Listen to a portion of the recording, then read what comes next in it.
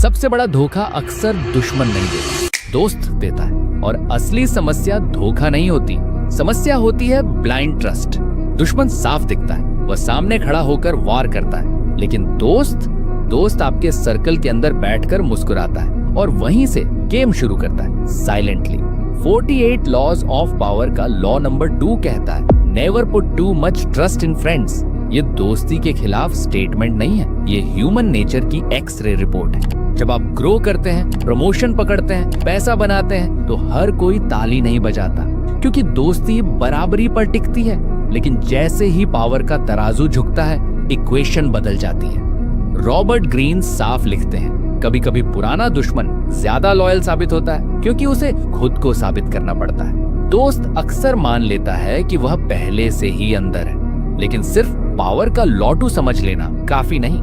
आपको अपनी इंटेंशंस छुपानी होंगी, साइलेंस को वेपन बनाना होगा और अपनी रेपुटेशन को ढाल की तरह पकड़ना होगा।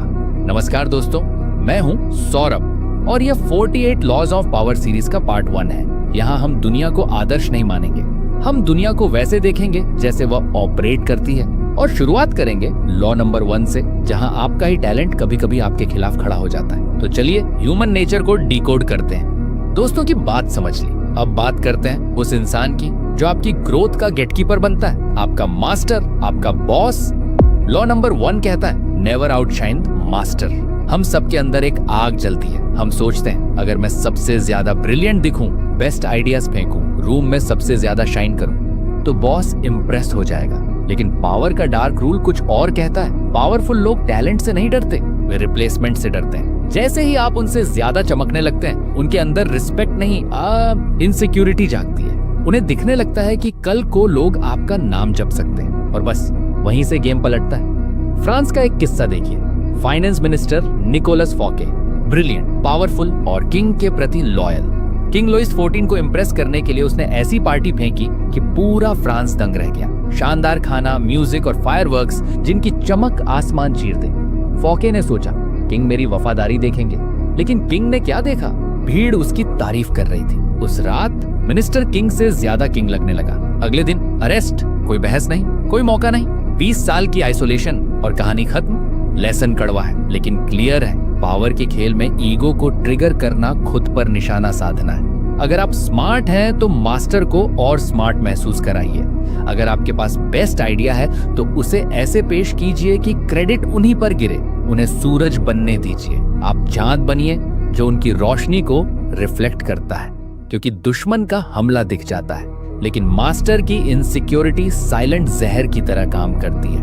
और याद रखिए, पावर के गेम में आपका टैलेंट नहीं, आपका टाइमिंग आपको बचाता है। जब आप मास्टर को सिक्योर कर लेते हैं तो अगला सवाल उठता है, बाकी दुनिया को कैसे हैंडल करें? यहीं से शुरू होता है लॉ नंबर 3। वैसे अगर आपको ह्यूमन नेचर डिकोड करना जेन्युइनली इंटरेस्टिंग लग रहा है और आप गेम को सिर्फ समझना नहीं, खेलना भी चाहते हैं, तो अभी चैनल को सब्सक्राइब कर लीजिए, क्योंकि यहाँ हम सिर्फ सरफेस नहीं छूते, हम पूरा सिस्टम खोलते हैं। लॉ 3। मास्टर शांत हो गया, लेकिन रूम में और भी खिलाड़ी बैठे हैं, कॉम्पिटिटर्स, कलीग्स और वे लोग जो आपकी मुस्कान के पीछे आपका स्कोर गिनते रहते हैं। यहाँ लोग एक बड़ी गलती करते हैं, वे खुली किताब बन जाते हैं। बचपन से आपको सिखाया गया, ईमानदार बनो, दिल की बात बोलो, लेकिन पावर के मैदान में ओवर ट्रांसपेरेंसी खुद को टारगेट बनाना है।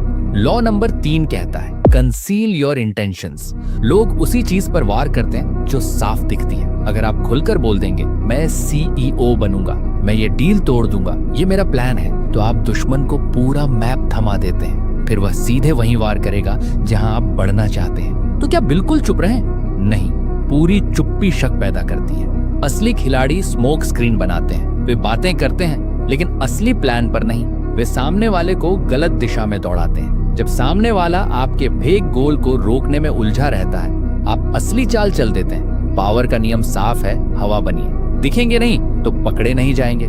लेकिन इंटेंशंस छुपाने के लिए शब्दों पर कंट्रोल चाहिए, क्योंकि जितना आप बोलते हैं उतना आप खुद को खोलते हैं। यहीं से आता है लॉ नंबर 4। आपने धुआं फैला दिया, अब उस धुएं में शांत खड़े रहना सीखिए। लॉ नंबर 4 कहता है, always say less than necessary. हमें लगता है ज्यादा बोलेंगे तो ज्यादा इंटेलिजेंट दिखेंगे, इसीलिए हम एक्सप्लेन करते हैं, जस्टिफाई करते हैं, हर साइलेंस को शब्दों से भर देते हैं। लेकिन सच्चाई उलटी चलती है। वर्ड्स सस्ते होते हैं, साइलेंस महंगा बिकता है। किंग लुइस 14 जब अपने मिनिस्टर्स की बात सुनते थे तो घंटों चुप बैठे रहते थे, चेहरा पत्थर की तरह स्थिर, और आखिर में बस कहते, मैं देखता हूँ। 3 शब्द और पूरा दरबार घबरा जाता। क्यों? क्योंकि साइलेंस वैक्यूम बनाता है और इंसान खाली जगह से डरता है। सामने वाला उस खामोशी को भरने के लिए खुद बोलता चला जाता है और गलती से अपने राज उगल देता है। यही आपका पावर मूव है। जब आप कम बोलते हैं आप अनप्रेडिक्टेबल बनते हैं, और अनप्रेडिक्टेबल इंसान से लोग टकराने से पहले 2 बार सोचते हैं। तीर और शब्द दोनों वन वे हैं। एक बार गए तो गए, इसीलिए बोलो, पर लिमिट में। अपने शब्दों की वैल्यू बढ़ाओ। जब आप ईगो संभाल लेते हैं, इंटेंशंस छुपा लेते हैं और शब्दों पर ब्रेक लगा देते हैं, तब एंट्री होती है उस चीज की जो आपसे पहले कमरे में पहुंच जाती है, आपकी reputation. Law number 5, so much depends on reputation, guard it with your life. दुनिया फैक्ट्स पर नहीं चलती, दुनिया परसेप्शन पर दौड़ती है। अगर आपकी रेपुटेशन स्ट्रांग है तो लोग आपसे भिड़ने से पहले ही हिसाब लगा लेते हैं। शेर को हर रोज लड़ना नहीं पड़ता, उसकी दहाड़ ही काफी रहती है। लेकिन अगर इमेज कमजोर पड़ी तो लोग बिना सोचे वार करेंगे। रेपुटेशन कांच की तरह चमकती है, एक दरार और पूरी चमक टूट जाती है। जब कोई आपकी इमेज पर वार करे तो घबराकर सफाई मत दीजिए।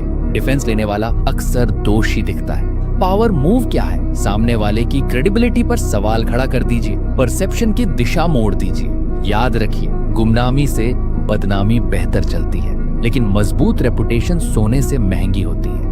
कंक्लूजन, तो ये था पावर का लेवल 1, सर्वाइवल।